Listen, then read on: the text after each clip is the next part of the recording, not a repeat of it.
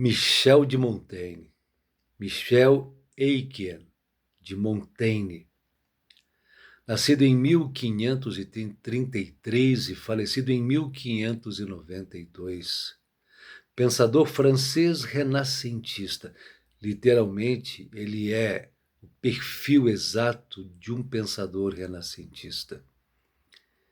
Ele escreveu uma obra fabulosa chamada Ensaios em 3 volumes. Essa obra tratou de assuntos heterogêneos, díspares, porém muito interessantes. Michel de Montaigne é um pensador, um filósofo fundamental, pela intensidade da sua obra, pela maneira inteligente como ele conseguiu fazer com que essa obra, mesmo não sendo aceita no todo, fosse editada em seu todo, e é uma obra profundamente crítica, crítica àquilo que ainda possuía muito poder na Europa, que era a Igreja Católica. Michel de Montaigne tem uma profunda reverência pela vida e abandonou todo o buchicho, a loucura da vida social para viver mais tranquilo, num pequeno sítio, numa fazenda. E uma das suas primeiras reflexões contidas no ensaio é a forma como ele, ao observar os animais, percebeu a grandeza que esses animais tinham e como eles eram mais evoluídos do que nós humanos, principalmente em relação ao contato e à aceitação do próprio corpo. Segundo ele, os animais mantinham com o próprio corpo uma relação de profundo respeito, profunda liberdade e profunda integração. A forma corpórea como os animais se manifestavam existencialmente seduziu muito a maneira de Montaigne refletir sobre a vida. Ele percebia que o ser humano possuía muitos pudores em relação ao corpo. E esses pudores se tornaram muito perigosos. Ele conta um fato, e é muito interessante, ao mesmo tempo é trágico e cômico, que ele foi convidado para um jantar na casa de um aristocrata francês, e ele foi. Chegando lá, no meio de toda a celebração, o anfitrião mor, o dono daquela belíssima mansão, é acometido por um flato. E ao soltar esse flato, esse pum, ele fica profundamente envergonhado, porque a etiqueta da aristocracia francesa recriminava terrivelmente quem praticava esse tipo de deslize com o próprio corpo. Ao soltar esse flato, todos olharam para o anfitrião com aquele olhar recriminador que só a sociedade hipócrita sabe muito bem como fazer. Ele, estarrecido e envergonhado, saiu lentamente de cabeça baixa da sala de jantar, subiu as escadas. Depois de uns minutos, escutou-se um estampido. Ele havia suicidado lá no seu quarto, tomado por profunda vergonha pelo flato que ele acidentalmente deixou acontecer. Esse fato marcou muito Montaigne, e por isso ele era tão apaixonado pela maneira livre, pela maneira tranquila, pela maneira totalmente corpórea que os animais agiam. E ele era muito a favor disso. Michel de Montaigne era um homem profundamente ligado às questões da vida. Ele não temia falar sobre assuntos que para outros eram complexos. Michel de Montaigne era um epicurista que amava o vinho e a vida, amava as mulheres e a comida, rejeitava o ascetismo cristão, e ele dizia que de tanto buscar o anjo, os cristãos acabaram trazendo a besta. Ele defendia profundamente as mulheres, tinha profunda preocupação com a liberdade feminina e afirmava que as mulheres não deviam se preocupar em ficar virgens. Ele não via nenhum problema em uma mulher exercer a sua liberdade sexual antes do casamento.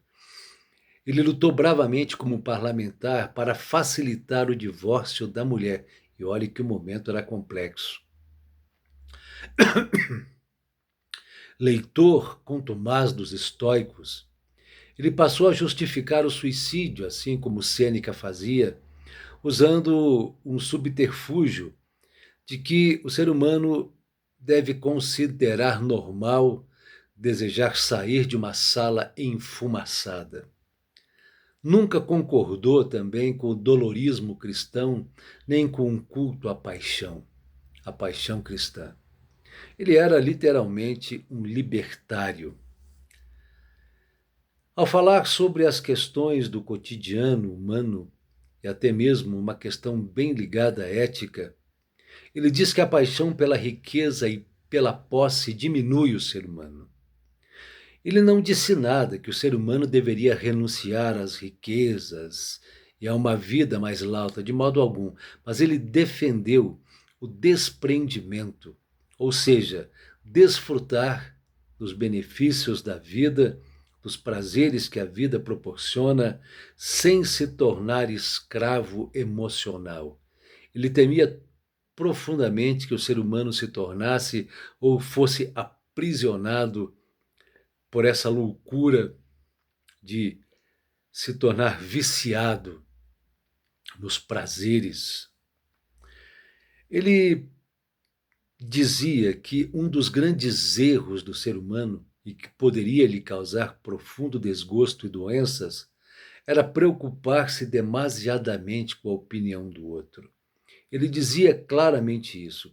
Preocupar-se demasiadamente com a opinião dos outros pode nos corromper, pode nos degenerar, pode nos fazer viver para outros e não para nós mesmos. Um dos temas mais incríveis tratados por Michel de Montaigne era em relação à questão religiosa. Montaigne era um católico fervoroso. Ele fez uma viagem de 11 anos pela Itália e em toda cidade que ele foi prestar reverência nas igrejas, participou das missas, participou das comunhões. Então ele era realmente um católico convicto. Contudo, eu adoro esse homem, ele possuía determinadas maneiras de ver os rituais e a liturgia e o ensinamento cristão de maneira muito peculiar. Primeiro, ele não acreditava em milagres. Ele dizia que milagre era aquilo que ainda havia passado despercebido pela razão humana. Ele denunciava o teísmo, essa maneira de acreditar que Deus quer tudo o que advém, tudo. Ele não aceitava essa ideia de que Deus era o dono de toda a providência, de tudo que acontecia era criado e feito por ele. Ele não fala em alma imaterial. A questão dele era dizer que havia uma unidade atômica da carne humana. E nessa unidade atômica estava a alma, totalmente unida harmonicamente com o corpo. De maneira espetacular, ele defende o imperador Juliano, imperador esse que queria restaurar o paganismo em pleno império cristão.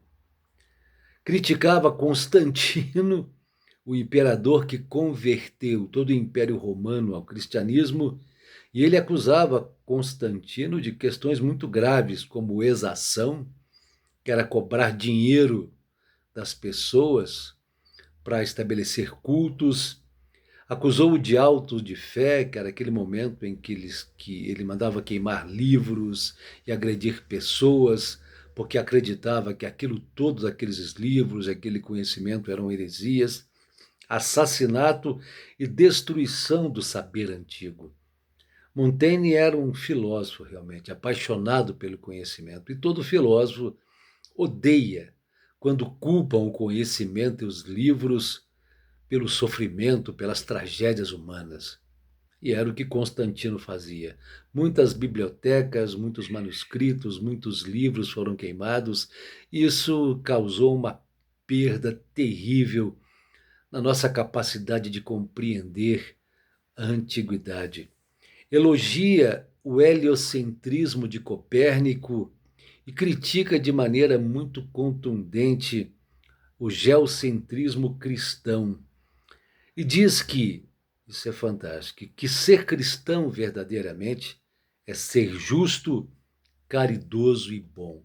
Isso é magnífico, um pensador magnífico. Em todo esse pensamento, ele possui algo fabuloso. Segundo ele,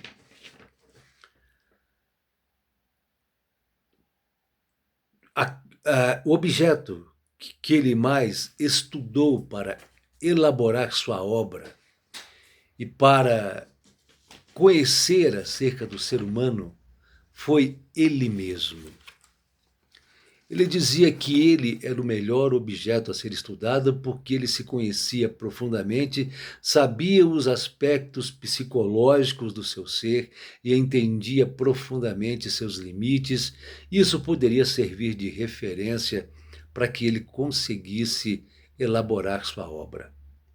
Voltando um pouquinho, não quero me esquecer disso, em relação à questão teológica, ele rompe delicadamente, mas contundentemente com a escolástica medieval. É interessante que quando ele escreve sua obra, Diálogos, a igreja ainda era muito poderosa e exercia o seu poder de maneira contundente contra aqueles que escreviam coisas que a igreja acreditava ser heresia. Ser torturado e morto na fogueira é algo natural, fazia parte já do procedimento de contenção do conhecimento e de punição daqueles que iam contra os dogmas da igreja. Contudo, quando Montaigne termina sua obra, ele pede uma audiência ao Papa Gregório III, a fim de submeter os ensaios à sua apreciação. Montaigne faz isso em sinal de submissão. Montaigne era muito político, ele era muito inteligente. A maneira inteligente como ele lidou com essa questão é admirável.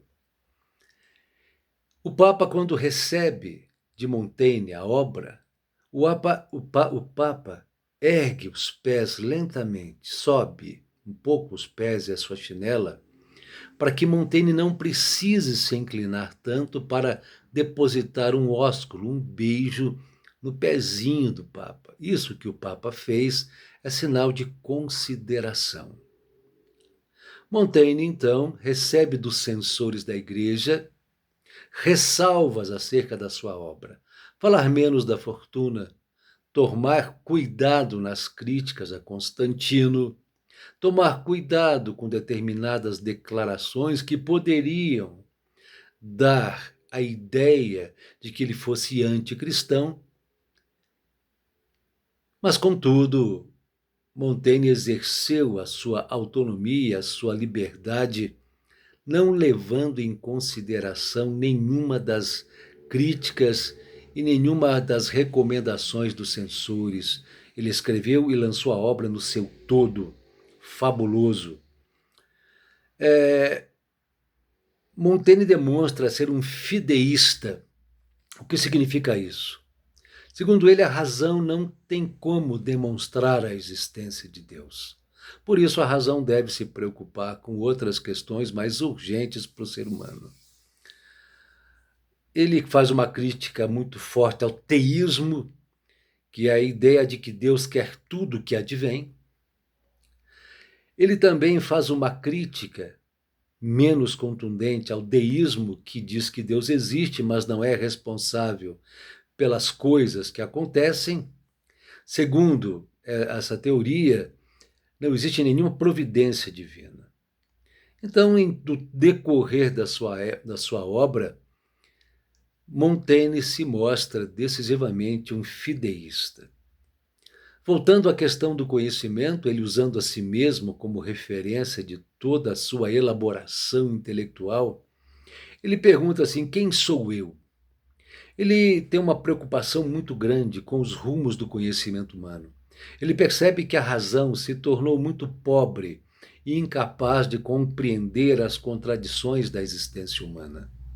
Do ponto de vista filosófico real, Michel de Montaigne era um ceticista. Todo o seu pensamento era um ceticismo muito bem elaborado. Segundo ele, o mundo é um interminável suceder-se. Não há passagem de uma idade para outra ou de um ano para outro. O que acontece são passagens de dia para o outro, de horas para outras, de momentos para outros, de segundos para os outros. E todos nós devemos ter de adaptar as nossas histórias a cada momento que se interpõe a nós. É uma visão terrível, literalmente quase trágica da existência. Ele possui um refinadíssimo narcisismo. Ele diz: estudo a mim mesmo mais do que qualquer outra coisa. Ou seja, ele era o seu grande objeto de estudo. Ele fez de si a sua grande cobaia psicológica e ele diz que essa forma de ver a si mesmo para desvendar o ser humano como ele é a sua metafísica e a sua física. Ou seja, a sua máxima é o eu. O eu é o centro de toda a sua reflexão particular e universal, das questões mais comezinhas do cotidiano e das questões mais universais da ontologia e da metafísica. Michel de Montaigne deve ser lido, é fundamental lê-lo para entender um filósofo de uma mente profundamente aberta, um homem capaz de revelar para todos nós que é possível ser libertário, revolucionário, aprendendo como a lidar com o sistema de uma maneira profundamente inteligente. Contudo, tenho certeza que eu não conseguiria ser assim. Um abraço, Montaigne.